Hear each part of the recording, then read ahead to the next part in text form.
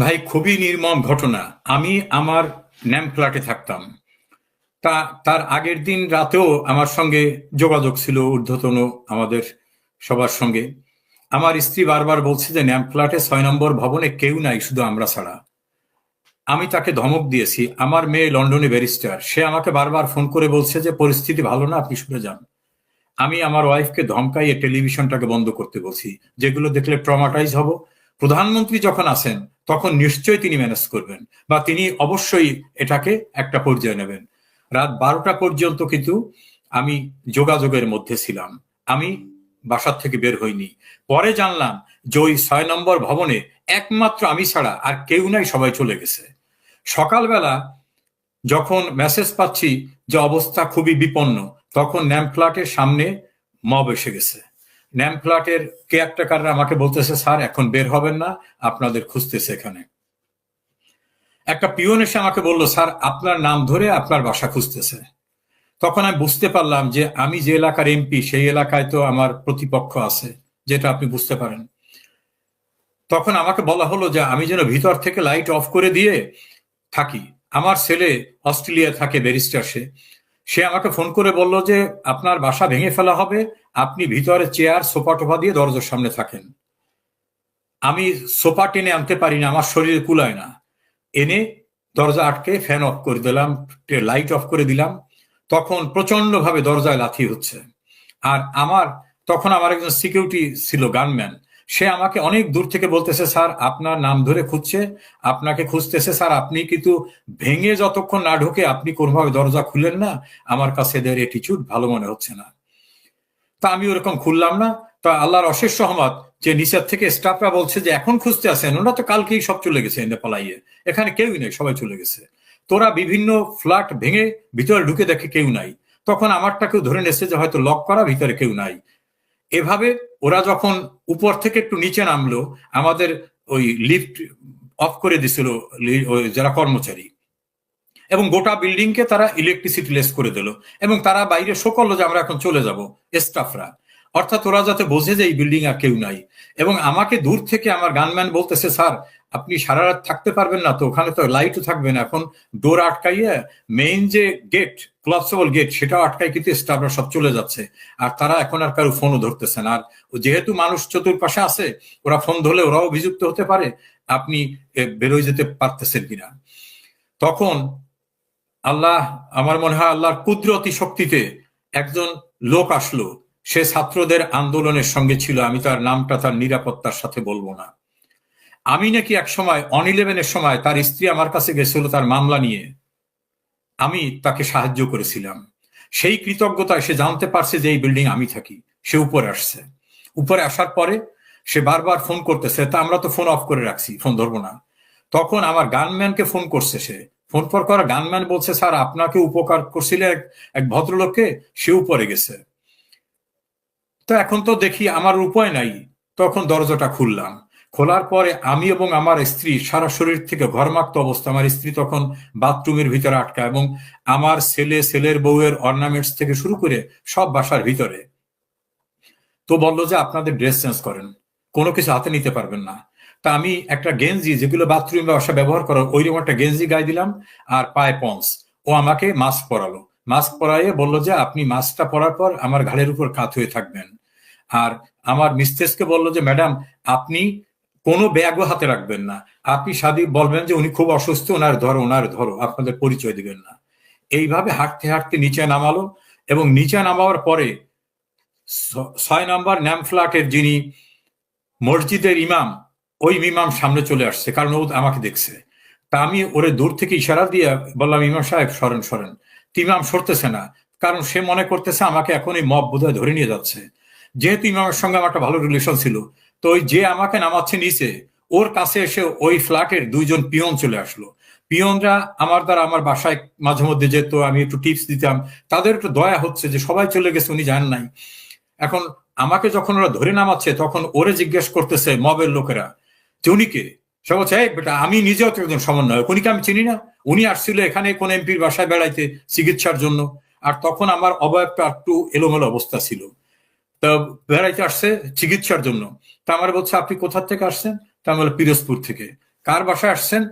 আমাকে একটা অসত্য কথা বলতে হলো। তারপর কেন আসছেন? ও চিকিৎসার জন্য। আর উনিকে? তা বলে আমার ওয়াইফ। তা আমার ওয়াইফ ওইভাবে, সে তো ভীত সন্ত্রস্ত এবং কান্নাকাটি করতেছে, ওরা ওইভাবে তার ঘাড়ে আমি বাঁকা হয়ে আমাকে ওই মানিক মিয়া এভিনিউর ডিভাইডারের কাছে নিয়ে গেল। দূর থেকে আমি দেখতেছি আমার গানম্যান চলে আসতেছে, আমি তাকে ইশারা দিলাম যাতে না আসে। তখন ওই ছেলেদের ভিতরে একটি ছেলে, পরে তার আমি নাম জেনেছি, তার নিরাপত্তার সাথেও নামটা বলবো না, সেও জানতে পারতো না যে আমি ওই লোক। সে বললো যে উনি কোন হসপিটালে যাবে। তো ওই যে সমন্বয়ক ছিল ওই অঞ্চলের, সে বললো যে কোন হসপিটালে আপনার ডাক্তার দেখান। তা মুহূর্তের ভিতরে আমার মনে হলো যে আমরা বলি যে অ্যাপোলো হসপিটালে। তখন একটা সিএনজিতে ধরে এনে, সিএনজিতে লোক ছিল, নামাইয়ে সেই সিএনজিতে আমাকে উঠে দিয়ে বললো যে ডাইরেক্ট নিয়ে যাবা। তা আমি পথে ওই সিএনজির ভিতরে আমার স্ত্রীর ঘাড়ে মাথা রেখে ওইভাবে যাচ্ছি। আমরা কিন্তু বাসার থেকে কিছু নিয়ে বেরোতে পারিনি, ইভেন মোবাইল ফোন চশমাও নিয়ে বেরোতে পারিনি। আমরা চলে গেলাম অ্যাপোলোতে। অ্যাপোলোতে যাওয়ার পর এখন আমি তো সিএনজি ড্রাইভারকে টাকা দেওয়ার মতো অবস্থা আমার নাই। তো সেখানে যাওয়ার পরে অন্য একটা লোকের সাহায্য নিয়ে আমার পরিবারের এক সদস্য, একটি মেয়ে, তার সঙ্গে যোগাযোগ করলাম। যোগাযোগ করার পর সে দূর থেকে ক্যাজুয়াল ড্রেসে চলে আসছে। আসার পর আমাদের খুঁজে পাচ্ছে না, কারণ আমার তো ডিসগাইজে। তারপরে এক পর্যায়ে ওরে দেখার পর আমার ওয়াইফ ওকে ডেকে আনলো। ডেকে আনার পরে ও বললো আমাদের রিক্সায় ওঠেন। রিক্সায় পর্দা টেনে এইভাবে তার বাসায় নিয়ে গেল। তার বাসায় থাকলাম 1 সপ্তাহ।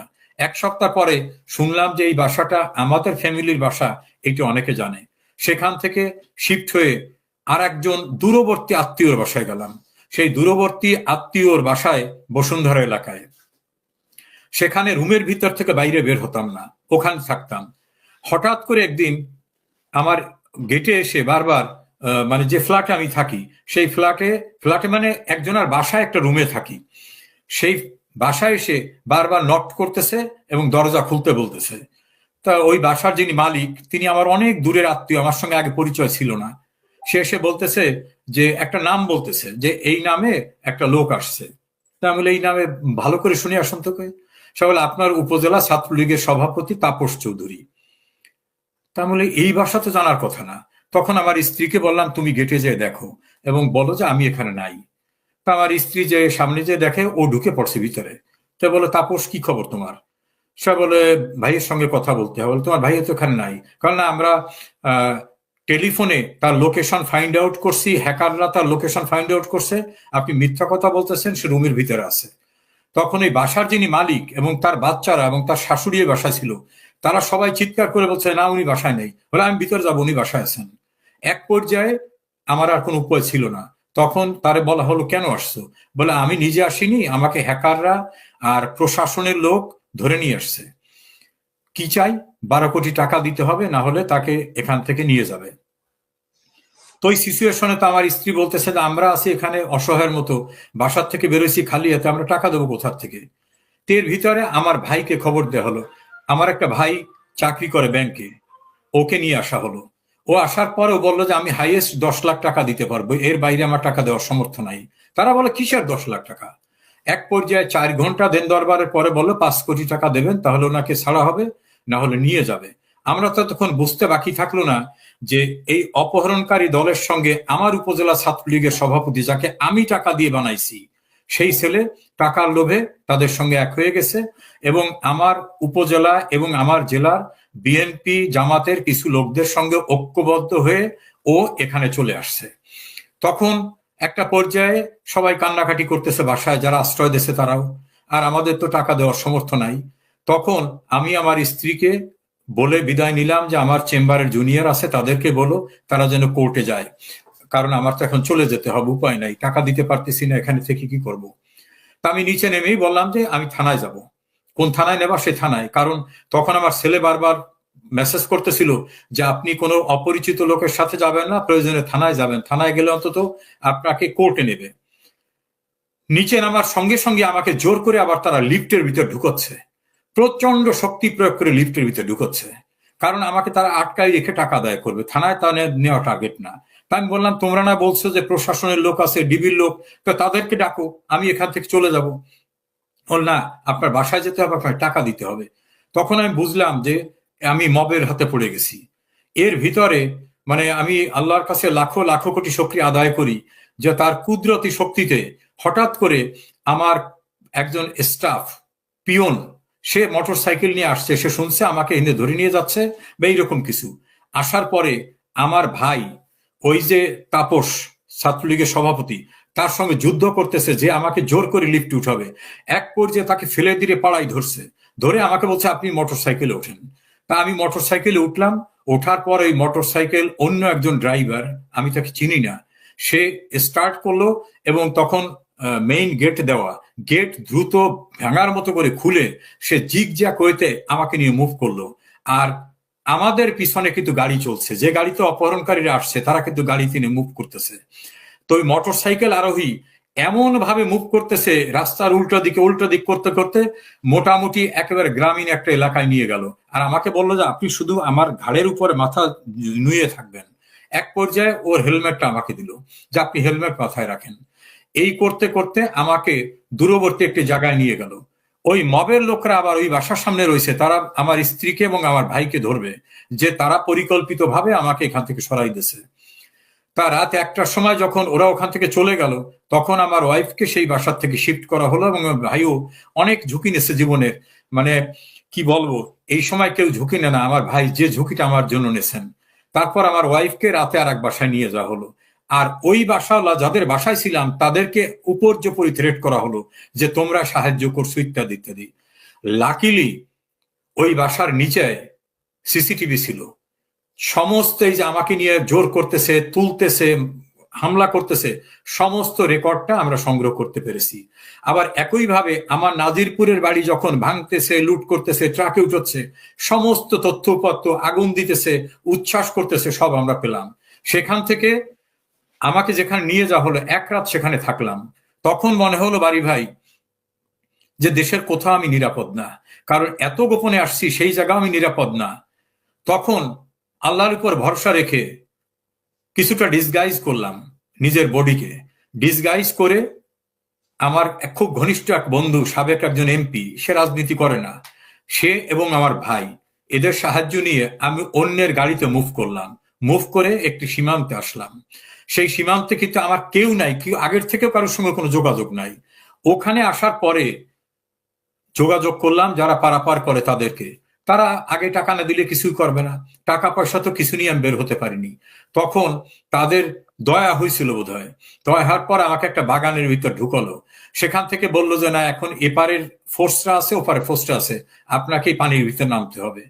একটা কর্দমাক্ত পুকুরের ভিতরে আমি 2.5 ঘন্টারও বেশি, বলা যেতে পারে 2.75 ঘন্টা, আমার গায়ে তখন পানির ভিতরে থাকা খারাপ খারাপ জিনিস লেগে যাচ্ছে।